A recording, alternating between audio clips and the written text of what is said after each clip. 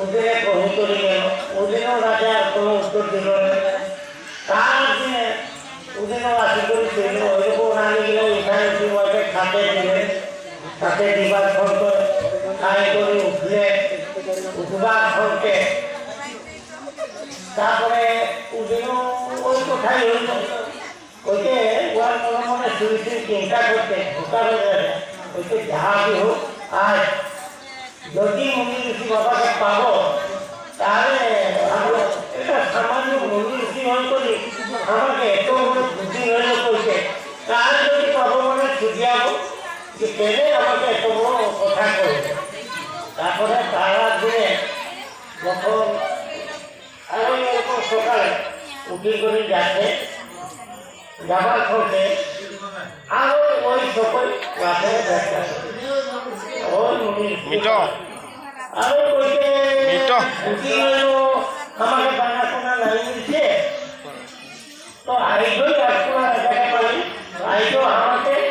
তাহলে বানা শোনা নাই মিলবে, পয়সা নাই দিবে, তাই আমাকে উপাসে রইতে হবে। তারপরে ওই দিনে রাজাই কইতে কইতে মনে হচ্ছে বাবা আমি তো এত বড় রাজ্য রাজা উঠি, তো কি করলে আমি আমার ছাপা মুখ দেখিব, কিন্তু আমার কাঠপুরা রাজাই কইছি, তো কি আমি 3 দিন হতে কইছি যে আজ তুই আমাকে কি করি প্রত্যেকটা দে, যে কিরকম আমার পুত্র হবে কি হবে ওই জিনিসটা আমাকে বাবা বলতে, বাবু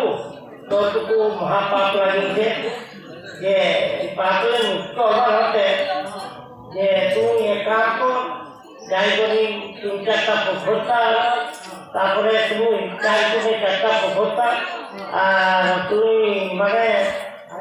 আড়াই মধ্যে ফুলো কোথায় ফুলের বাগান করা আর পুকুর হয়ে গেলে আম গাছ লাগাবে, যা তুমি দরকার হলো একটা বর পাবে,